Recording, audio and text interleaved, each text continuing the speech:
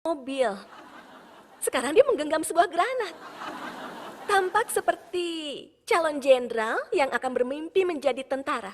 Siapakah dia? Apa kelihatan jelas? Ya benar, anak di dalam foto itu adalah saya sendiri. Sewaktu saya kecil, saya lebih suka main mobil-mobilan dibandingkan rumah-rumahan. Seperti yang terlihat di foto tadi, saya lebih suka menggenggam granat dibanding boneka. Saya dibesarkan seperti anak laki-laki dibandingkan seperti anak perempuan. Sejalan dengan itu, orang tua saya berharap agar nantinya saya bisa masuk ke akademi kepolisian dan menjadi seorang polisi. Jujur saja, saya selalu menuruti perkataan orang tua saya, sehingga saat orang tua saya mengharapkan saya menjadi seorang polisi, saya menjadikannya sebagai cita-cita dan belajar dengan sangat tekun. Dan di saat saya SMA, saya sadar bahwa akademi kepolisian hanyalah untuk mereka yang pandai.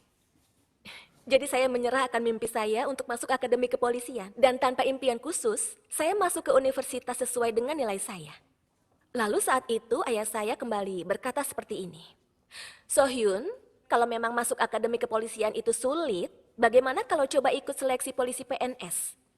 Setelah saya pikir-pikir lagi, PNS adalah pekerjaan yang stabil dan nantinya bisa menerima dana pensiun.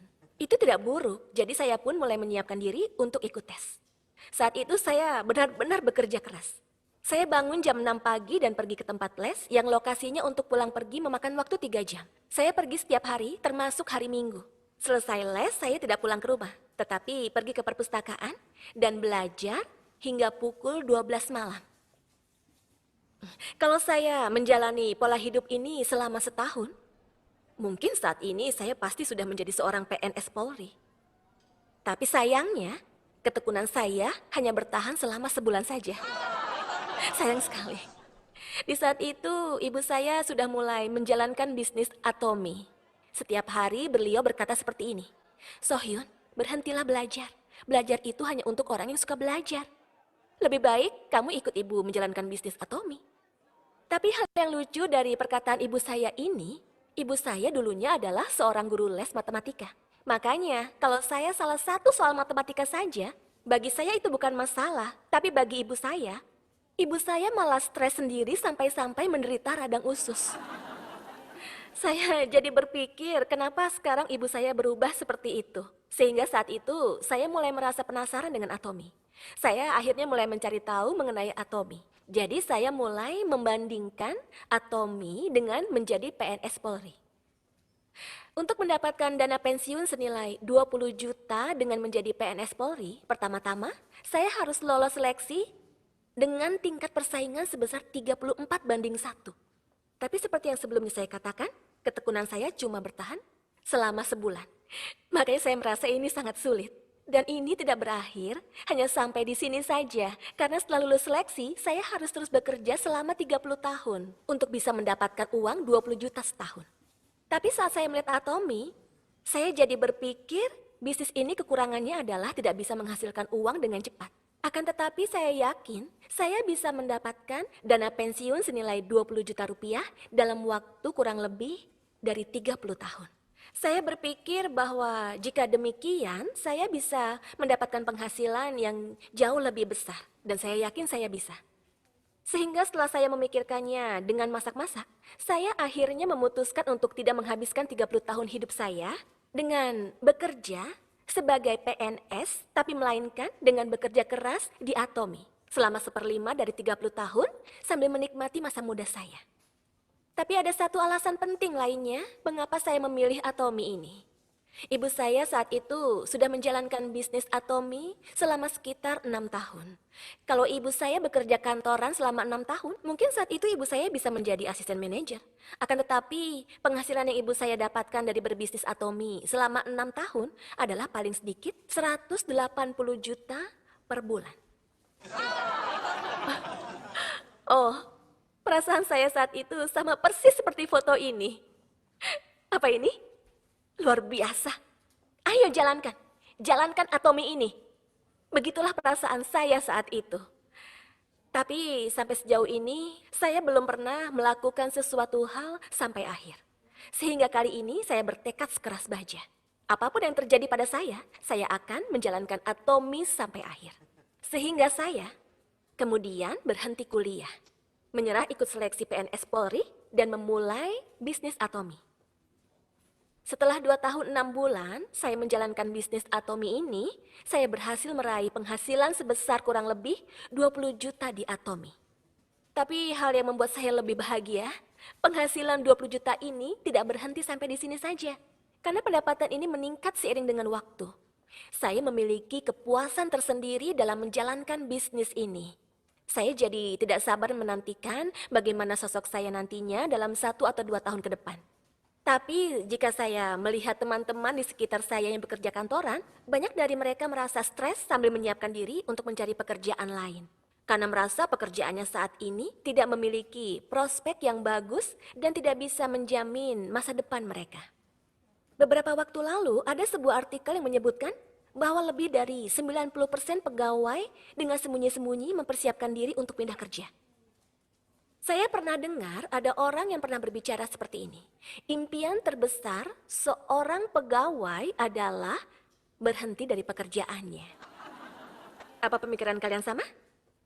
Kebanyakan orang yang berhenti dari pekerjaannya sebagai pegawai kantoran, mereka memilih untuk menjalankan bisnis sendiri atau menjadi wirausaha. Akan tetapi, saya dari kecil tumbuh dengan melihat ayah saya menjalankan restoran sushi. Makanya saya tahu dengan jelas sulitnya menjalankan usaha sendiri. Meskipun ayah saya tidak beristirahat dan terus bekerja, bahkan di akhir pekan, hari libur maupun di hari raya, sulit untuk bisa menjadi restoran terkenal yang sering kita bicarakan itu. Selain itu, ada juga data yang menunjukkan bahwa di Korea, 9 dari 10 orang yang menjalankan usaha sendiri berakhir bangkrut. Memulai usaha sendiri di era seperti sekarang ini memang sangatlah sulit. Oleh karena itu, hari ini saya ingin memperkenalkan kepada Anda sekalian mengenai Atomi. Perusahaan yang membuat saya bisa bekerja dengan merasakan kepuasan, sekaligus perusahaan yang membesarkan penghasilan yang sangat besar kepada ibu saya. Menurut Anda, apa itu perusahaan Atomi? Apa kalian tahu?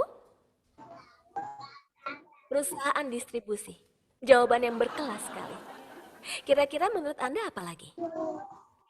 Pemasaran berjenjang. Sangat mendasar sekali ya.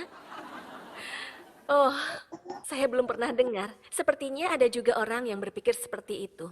Atomi adalah perusahaan distribusi yang mendistribusikan kebutuhan sehari-hari kita. Mereka yang berusia 20-30-an dan belum menikah mungkin belum mengenal Atomi. Namun kenyataannya banyak orang di sekitar kita yang menggunakan produk Atomi ini. Di antara industri sejenis di Korea, perusahaan Atomi adalah perusahaan yang penjualannya menempati peringkat kedua. Dan di antara perusahaan Korea, penjualannya menempati peringkat pertama. Sejak didirikan pada tahun 2009 hingga sekarang, selama 10 tahun ini, tanpa ragu sedikit pun, penjualannya terus meningkat setiap tahunnya. Dengan penjualan yang terus meningkat seperti ini, tahun lalu, akumulasi penjualan global Atomi mencapai rekor sebesar 12,4 triliun rupiah. Agar Anda bisa lebih membayangkan seberapa besar 12,4 triliun itu, saya mencoba mencari data perusahaan yang penjualannya kurang lebih mencapai angka 12 triliun. Saya yakin mungkin hampir semua orang di Korea sudah pernah mengunjungi Starbucks, sebuah perusahaan kedai kopi yang sangat terkenal. Perusahaan Starbucks di Korea memiliki penjualan yang hampir sama dengan Atomi. Kemudian perusahaan terkenal seperti Mail Dairy, Namyang Dairy, Seoul Mill, mereka juga memiliki penjualan yang hampir setara dengan Atomi. Apakah Anda sekarang bisa memahami betapa besarnya penjualan dari perusahaan Atomi? Baik, dan perusahaan Atomi ini bukan hanya ada di Korea saja, tapi juga sudah berekspansi ke luar negeri. Amerika, Jepang, Kanada, dan negara maju lainnya. Setara beberapa negara di Asia Tenggara seperti Filipina, Malaysia, dan Indonesia. Rusia juga akan menjadi jembatan untuk ekspansi Atomi ke Eropa di masa depan. Per Desember 2020, Atomi sudah tersebar di 18 negara termasuk Korea. Dengan pertumbuhan seperti ini, maka secara nyata nilai ekspornya pun meningkat. Pada hari perdagangan yang dilaksanakan 2019, Atomi meraih penghargaan $100 million Export Toward Award. Penghargaan ini adalah penghargaan yang diberikan oleh Presiden Korea. $100 million merupakan angka yang sangat berarti. Alasan dibalik diadakannya hari perdagangan adalah untuk memperingati hari pada saat total ekspor negara Korea di tahun 1988 mencapai $100 juta atau kurang lebih 1,4 triliun. Akan tetapi perusahaan Atomy ini dalam waktu 1 tahun mencapai nilai ekspor yang sama dengan nilai ekspor yang dicapai pada tahun 1988.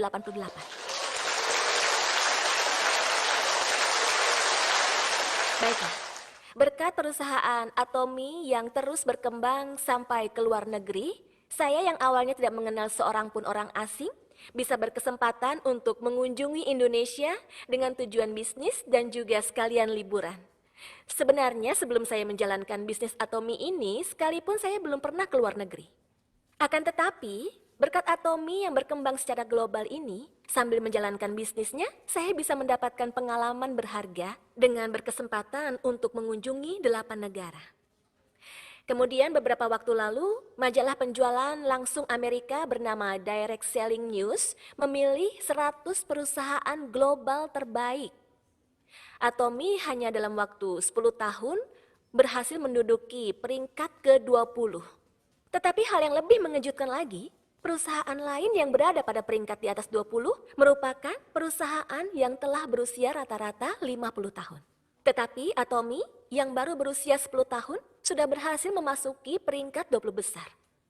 Kalau begitu kira-kira di peringkat berapakah Atomy akan berada pada saat 50 tahun setelah Atomy didirikan? Tepat sekali. Nah, berikut ini adalah daftar negara di mana Atomy akan melakukan ekspansi. Di tahun 2020, Anda dapat melihat negara-negara dengan populasi besar seperti India dan Cina. Atomy juga akan merambah pasar Eropa, seperti di Inggris, Jerman, dan Prancis. Dan saya yakin ketika pasar Atomy semakin menyebar ke luar negeri, maka peringkat Atomy akan terus naik. Pada majalah ekonomi Forbes, ada sebuah artikel yang berisikan wawancara Chairman Park Han-gil. Di artikel itu, beliau berkata seperti ini, tujuan utama perusahaan Atomy adalah untuk menjadi perusahaan nomor 1 di dunia. Saya merasa sangat bangga. Tentunya ada banyak alasan di balik pertumbuhan Atomy yang begitu baik. Dan hari ini saya akan membicarakan salah satu di antara alasan-alasan tersebut. Saya akan memperkenalkan produk-produk Atomy pada kalian. Sebenarnya saya ingin sekali menjelaskan mengenai semua produk yang dimiliki oleh Atomy. Akan tetapi, karena keterbatasan waktu, hari ini saya akan memperkenalkan 2 produk saja. Yang saat ini sangat saya sukai dan produk yang penjualannya menempati peringkat pertama. Produk favorit saya yang pertama adalah